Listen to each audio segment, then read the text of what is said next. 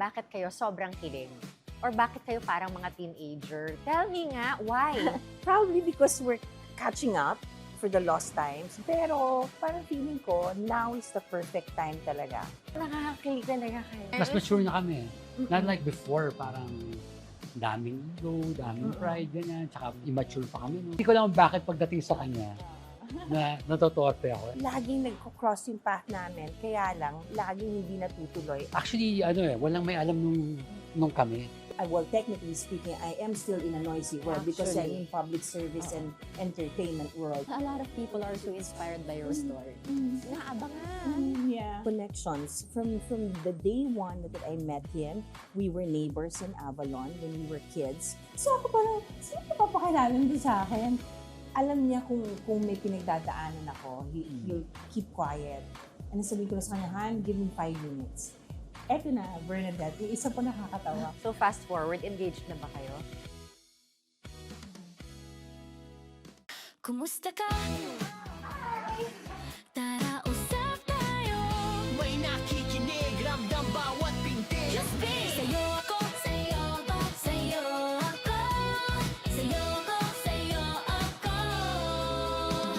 Kasama sa pangarap, pagsikat ng araw sa umaga. Sa gabi, nasa tabi, don't you worry. Tara, let's be happy. Sa'yo ako, sa'yo ako, sa'yo ako. Sa'yo ako, sa'yo ako. Sa'yo ako, ako'y sa'yo. Ganyan ang Pilipino, nagbibigay, dumaramay, gumagaan ng buhay. Sa'yo ako, sa'yo, oh, oh. Sa'yo ako, sa'yo, oh, oh. Sa'yo ako.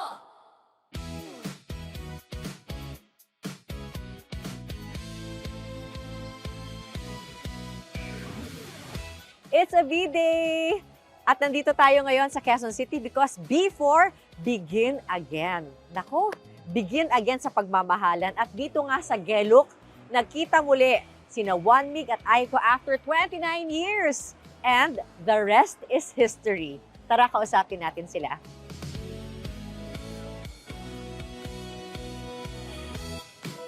Ganda naman. Ganda mo nga eh, sobra. Sis, eto. Ay, thank you! Ganda-ganda mo ngayon. Like the most ganda ever. Saan kayo nag-meet? Dito sa loob. Ooh. First interview namin for YouTube. With me is a 90s matinee idol and heartthrob, Juan Mig Bondoc. Hi. Finally, Hi. you're here. Oo nga eh. After years. After ilan years ba? Last time was like 2003. Yeah, napaka-elusive mo. So, Today, we begin again, galing sa mga relasyon, pero ngayon, they found each other at ngayon parang high school. Okay, kinikilig ako sa one ko, kausapin na natin sila. Hello! hi Bernadette. It's Hi, good to hi. see you I'm again. trying to suppress yung kilig ko. Pero nakakakilig talaga kayo. Yeah, actually, Natatanda talaga na nagtataka namin, kami di ba? kung bakit. Kasi, di ba, usapan natin yung interview na sa Yeah. YouTube mo. Pero hindi namin akalain na magiging malaki pala. I think marami kasing nakaka-resonate sa kwento ninyo. Yeah. Pero ngayon, bakit kayo sobrang kilig? Or bakit kayo parang mga teenager? Tell me nga, why? Probably because we're catching up for the lost times because 29 years yung lumipas na panahon na hinahabol namin na may mga what ifs, pero parang feeling ko now is the perfect time talaga. For me, ikaw? Yeah, no. Yeah. Walang panghinayang. Mas mature na kami. Not like before, parang daming ego, daming pride, ganyan. Tsaka immature pa kami noon. Baka hindi rin nagtagal. Could be. Could be, yeah. Pero sino yung icon kilala mo noon? Mahilig kami mag-bar hopping nun eh. Gimmick. Gimmick-gimmick lang kami, inom dyan, ganyan. So, parang happy-go-lucky, pareho kami. Ganon. Ano Immature. Kumbaga, Immature. yeah. Diba? Guilty. Tapos siya naman, Si Juan Mig at that time kasi is very quiet. He's not the way he is now, na very funny. You know, when you get to know him a little better, bigyan mo lang ng mga 2 hours, so nakakatawa siya. Pero dati nung time namin, he had spokespersons. Not just one, he had 3. Ako, one of the boys, wala akong chaperone, siya yung may chaperone, 3. at bakit? Natutorpe ako sa kanya eh. Niyayaya ko lagi yung tatlo kong friends, especially si Kenny. Siya yung nagsasalita for me. Yeah. Ako ginagawa ko lang, pakit lang. Yun ngayon nakakagulat kasi by reputation, matinik ka daw. Pero hindi ko lang bakit pagdating sa kanya na natutorpe ako. And actually, walang may alam nung kami. Nga eh. Kahit sa mga friends ko, hindi ko nakikwento. Ako may alam ng tatlo kong friends. Pero anong ikukwento mo about Aiko then? We were dating actually. We were going out, we were hanging out, and then we had connections from the day one that I met him. We were neighbors in Avalon when we were kids. We are both swimmers, and there's this funny story, Bernadette. At the time na nung karera namin mainit talagang kasagsagan, he was campaigning for his cousin, Gas Tambunting. And then, during that same night, I was campaigning sa kalaban ng pinsan niya. Parehong oras. Tapos yung mommy ko, Bernadette, amongst all my suitors, he met one just once. Siya lang yung naalala. Up to this day, sinasabi sa kanya, anak, alagaan mo si Aiko ha, pakasal na kayo. So, Yeah. just ganun ka-relax. Kaya yung post ko ng Valentine's na parang he's really my soulmate or my twin flame because laging nagko-cross yung path namin, kaya lang, laging hindi natutuloy. And this time around, parang this is the best time. May nabanggit rin kayo sa post ninyo na it was pride, no? Yeah, in Yeah, Igo. so- Malaking sagabal yung pride. Noong time na yun, nasa prime kami ng career namin pareho eh. So para kami nag-chess match. Sino hahabol, ganyan. Yeah. Parang may pride. Parang Ngayon, prime na rin. Yeah. prime na Prime yun. na. prime and it's time. you know? Parang, Optimus Prime. Oo, Charot. parang pressed for time. You're Yes. at your prime, pressed for time. Correct. Anong ayaw mong dalhin sa relationship ninyo? I think my ego and my pride. This time around, I'm letting go of that because I think pride, I mean, it says in the Bible, pride is not really good. Ego is not really good. It's negativity. So, dapat, if I really see him, but in my heart, I know in my head that he is the one, he is my end game, I think I'm willing to let go of all the negativities, those pride and egos. Alam ko lahat ng pasts niya, yung the declared ones and the undeclared ones. He told me, promise. And vice versa. Kasi that's the beauty of what we had before. We started out as barkadas. So there was no filter or there was no edit because now I see him as a barkada. So nakita ko yung kalokohan niya, nakita niya yung mga ups and downs ko rin. So yun yung beauty nun. Barkada, walang attraction. Pwede pala yun? Like, Nung una maganda ako, wala. ka. Wala ka. Hindi ka attracted. Kasi at the time, nung una ko siya nakita, I was in a relationship back then. 1997 was Yeah. the first time we met Yeah. in the buzz. And he said, he'd always tease me, Bernadette. Sabi niya, kasi sabi ko daw sa kanya nung time na yun, hi. Sabi ko taga, hi. Tapos gumanon daw ako. Sabi niya, ganyan-ganyan ka sa akin. O ngayon pala, sa akin ka rin babagsak. Naalala mo yung time na yun? Yeah. Yeah. So, Tumatak nagpaalala. sa'yo yun. Actually, hindi ko makakalimutan yung sinasabi ko, di ba? Oo. Yung freckles na sa likod. Ano mo, na-attract ako sa freckles mo, ganyan. Sobra. So how would you characterize your relationship kung dati kayong magkaibigan? Sweet ba kayo palagi? Kanina nakita ko asaran kayo ng asaran.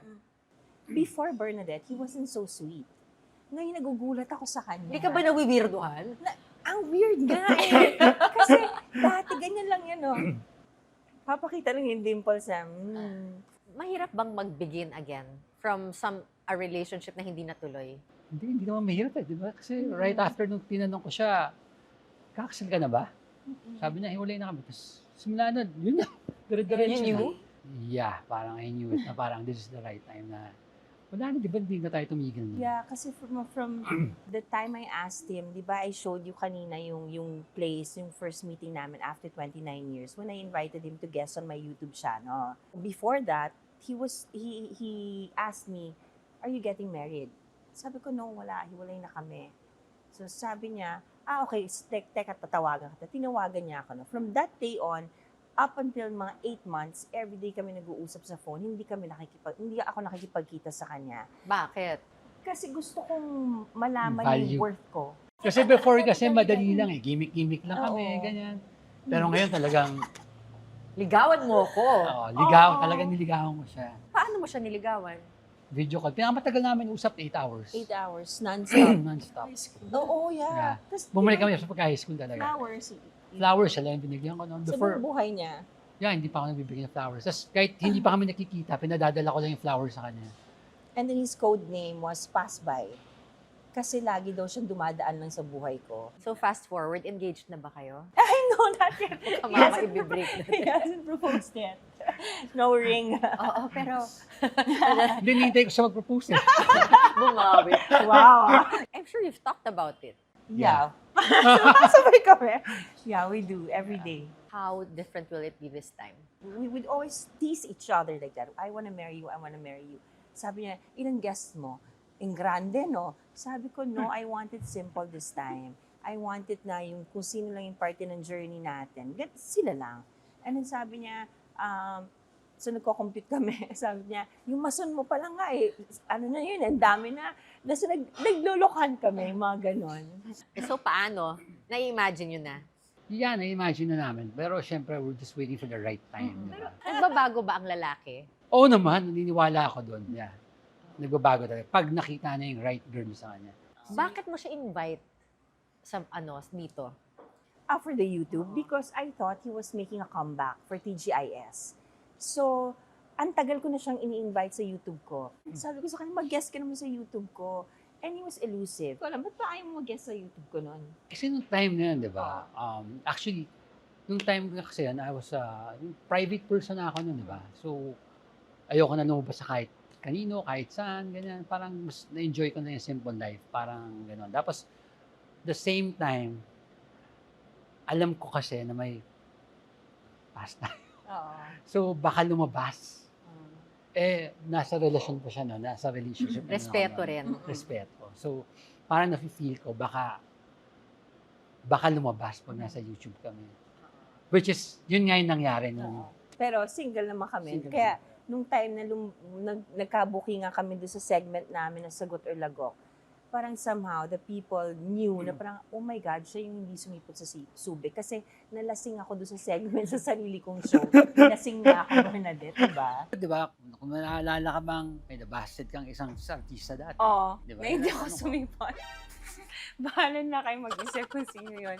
Kung sino yung namumula ngayon dito, ito na yun. Pero, wait, may pressure din yon. Parang love team. Correct. Yeah. Parang you have to make it work kasi if it doesn't, paano na? At nasaan ang utak nyo doon sa you're exposing so much. But what if? Hindi ako masyadong nape-pressure din. Because I know that she's my end game. So we're just trying to work everything out. Parang ganun. Pero siya na Tama talaga. ng hair ko, di ba? Kala ko maikli ba't parang umahaba? And for you, Ganun din. Kasi, sabi ko nga si Bernadette, siya lang ako naging banayad, naging kalmado. Siya yung safe place ko and safe space ko. I call him my home. My mansion. The mansion, kasi meron kami running joke dyan. Kasi di ba, parang lagi lang narinig, you're my home. Sabi ko, huwag naman natin gamitin na lagi na lang, you're my mansion. Yun ang sabi ko sa kanya. It's my mansion. at may nasulat kang kanta. Yeah, I wrote a song. Idol kita eh. Kasi ang dami mo nasulat na makakanta. Ano yung kwento? Kasi Oh. that's for the short film. Oo. And then, But it's a beautiful song. Yeah. ay, thank Oo. you. So, ang title niya, Kapag Humupa ng Ingay. Oo. And ang inspiration, bakit? Bakit yun yung pamagat? Kasi di ba, we're both coming from a noisy environment. Well, technically speaking, I am still in a noisy world because I'm in public service and entertainment world. He is in a better place now because wala na siya doon sa isa. Pero di ba, looking back, magulo ang buhay namin. Lagi kaming maingay and galing kami sa maingay mga relasyon. Yung pala, at the end of the day, we found each other back again. Na-feel ko talaga na, after all those years, parang guided kami ni God. Di ba? I mean, di mo ko nauna yung kung ginawa namin yung YouTube mo before, baka hindi maganda lumabas. Oo. Anong love song ninyo? If ever you're in my arms Actually, again. marami kami ganta dati. Say You Love Me, Patty Austin, Oo. and then... Ano yung sabi mo sa akin? Nakilig na kilig ako. What do we mean to each other? Oo, yun. Say You Love Me ang sinend ko sa'yo. how does it change how you treat each other or savor this relationship? Knowing na, man, buti kung 10 years, 20 years pa kaya tayo, 25 kayo, o baka actually you don't know. May maintenance na ba kayo? Ako Alam mo, meron na. meron na yun. Meron na ako. A lot of people are so inspired by your story. Naabangan. Yeah. Tsaka ito na parang feeling namin, guided and protected kami ni God. Ni God. Because when we were going out, walang nakaalam na kung Yeah. lumalabas kami. Pero wala kami pakialam nun, bar hopping kami nun. Pero wala talaga nakaalam. We can't say Bernadette at that time na syempre hindi lalabas kasi walang social media. But at that time, there were Tsaka tabloids. super duper sikat Diba? kayo. Paparazzis everywhere. Pero we don't hide. We go out Yeah, in public we don't. places. Pero hindi kami nag-chismis. Tapos ito po yung nakakatawa, Bernadette. So, hatid niya na ako sa bahay ko, pauwi. So, sabi niya, wait lang, may dadaanan tayo. Sabi ko, okay, sige, dumaan kami sa school nila. Kasi di ba, they own a school.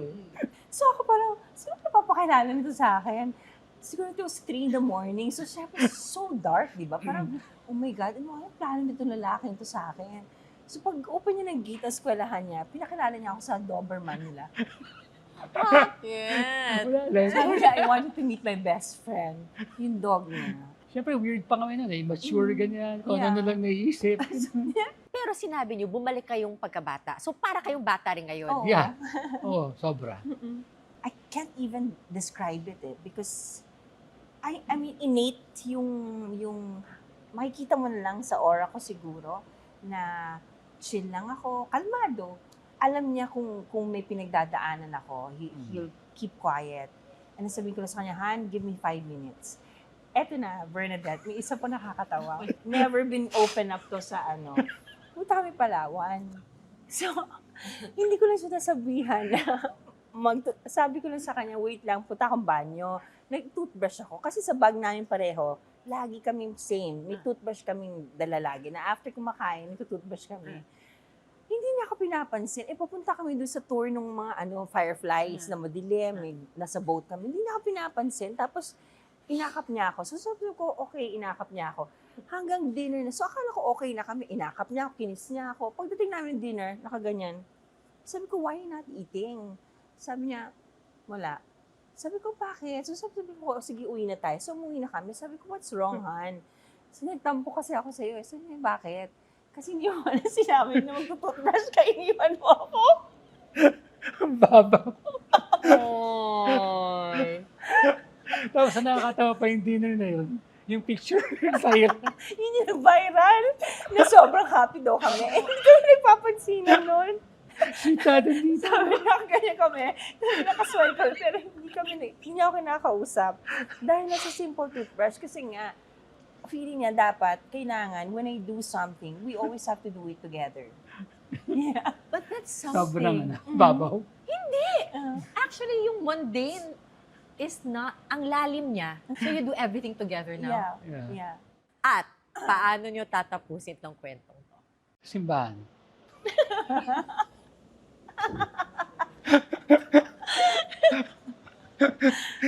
Tama, di ba? Oo, galing mo dun. Simbahan. Habi. And for sure, I know why people are watching you. They're hoping for the same kind of story. And for sure, a lot of people have failed relationships. And look at you, you're giving people hope. Anong gusto nyong sabihin? It's not too late to fall in love. And don't be scared to fall in love again. To never give up. I mean, ano mo, Bernadette, people are judging us. Like, hindi kayo magtatagal kasi ang dami nyo na failed relationships. As I've said nga, do not judge us. Because hindi rin naman namin ginusto. Sino ba naman gusto mag-fail, di ba? Yeah. But just see where we're coming from. We're coming from a hope. We're coming from love. And we're not coming just na gusto lang namin, trip-trip lang namin na magkarelasyon.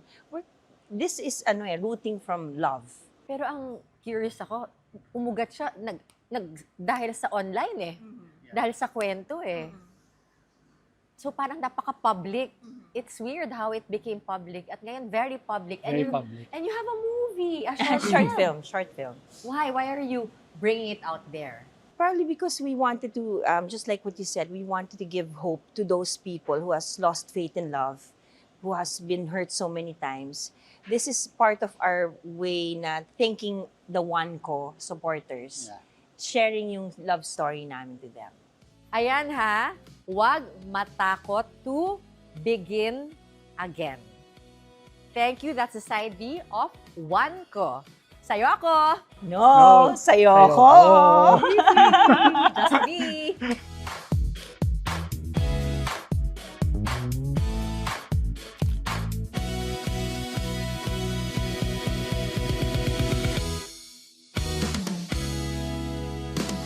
Sa'yo ko, sa'yo